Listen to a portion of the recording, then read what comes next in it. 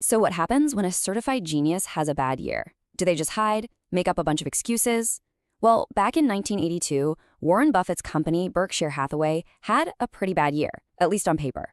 But instead of hiding, he wrote this letter to his shareholders that has since become a total masterclass in business and just clear thinking. So let's dive into how one of Buffett's worst years actually produced one of his most brilliant lessons. Right out of the gate, Buffett does something most CEOs would just never do. He admits the numbers look bad, and then he immediately calls out the games other managers play. What he's basically saying is, when the numbers are good, everyone loves the measuring stick. But when they're bad, oh, suddenly it's the measuring stick's fault. It's such a candid way to open, and it totally sets the stage for a lesson in real honesty. He calls this shooting an arrow into a blank canvas and then drawing the bullseye around it.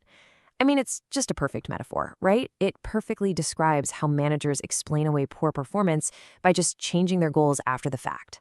Buffett is essentially telling his shareholders, look, that's what they do. Now let me show you what we do.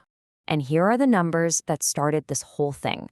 A really significant drop in operating earnings, from over 15% return on equity down to under 10%. By the standard yardstick, the very one Buffett himself had always championed, it was a failure. So this is the problem he had to explain, and his explanation would literally change how people think about value. Okay, so this brings us to his first and maybe his most important lesson, the massive difference between what the accounting rules show you and what's actually happening in a business. Buffett basically argues that the numbers you see on a financial statement, they are not the full story, not even close. Buffett's big idea here really boils down to this. You've got accounting earnings on one hand, that's the official number. It only counts the dividends from companies where Berkshire owned a small piece. But then on the other hand, you have what Buffett calls economic earnings. And this includes Berkshire's share of all the profits those companies made, whether they were paid out as dividends or not. He says that is the truer measure of a business's reality. And the difference this makes can be absolutely massive. Just take Geico, which was one of Berkshire's big investments at the time. Officially, the accounting earnings only showed the $3.5 million they got in dividends, but Berkshire's share of the actual undistributed profit that Geico earned and reinvested, it was a whopping $23 million. That value was completely hidden from the official statements. So here's the crucial point. Buffett teaches us that to really truly understand a company's worth, you have to look past the headlines. You've got to dig into the real economic engine. Those official numbers are just the starting point for your investigation. They are not the final answer. All right, next up, Buffett explains the two different worlds he operates in. You've got the world of buying little fractional pieces of companies on the stock market, and then you have the world of buying businesses outright. And wow, does he view them in two very different ways. This is his famous and, frankly, hilariously cynical view of the stock market. He sees it as this totally chaotic place driven by wild mood swings where whole herds of investors just follow each other off cliffs out of either fear or greed. He really does not see it as a place of logic. But now, contrast all that chaos with this. This is where he finds his joy. It's not in the frantic energy of the market, but in the simple, rational act of buying a whole good business. See, he's not buying a fluctuating stock ticker. He's buying a tangible, real enterprise. The dance he's talking about is one of logic and value, not emotion. And this leads to the brilliant twist in his thinking. For Buffett, the market's craziness isn't a threat. It's the single greatest opportunity.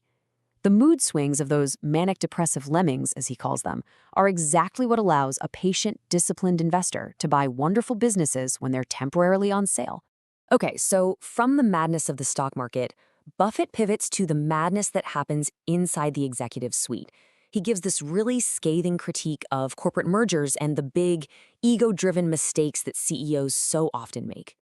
He even borrows this quote from the philosopher Blaise Pascal to make a super powerful point.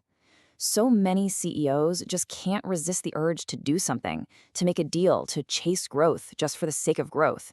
And he argues that this managerial adrenaline and the simple inability to just sit still is the root cause of so many value-destroying acquisitions. And then he lays out this hilarious satirical playbook for corporate failure. It's like a checklist of terrible decisions.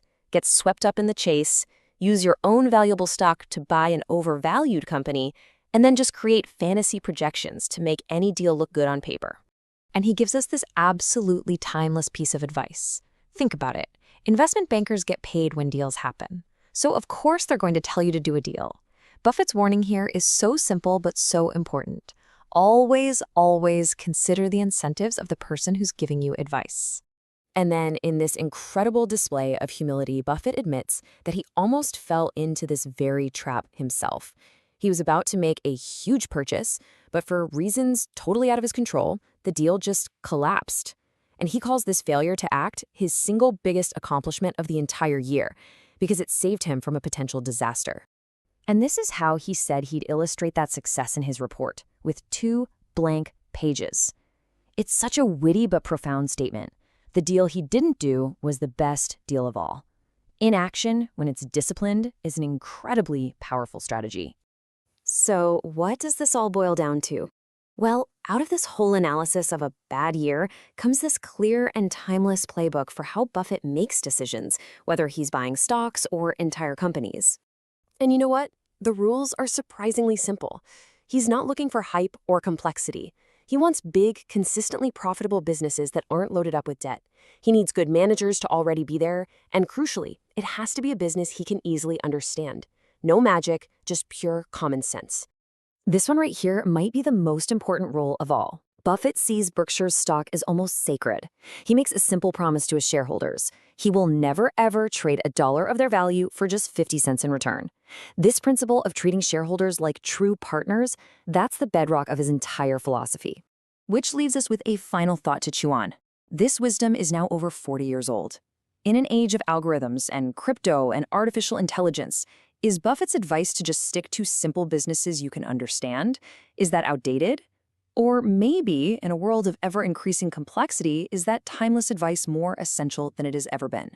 Before you go, one quick thing. If you found this video helpful, please consider subscribing to our channel. We're building a community of people who want to think differently about money.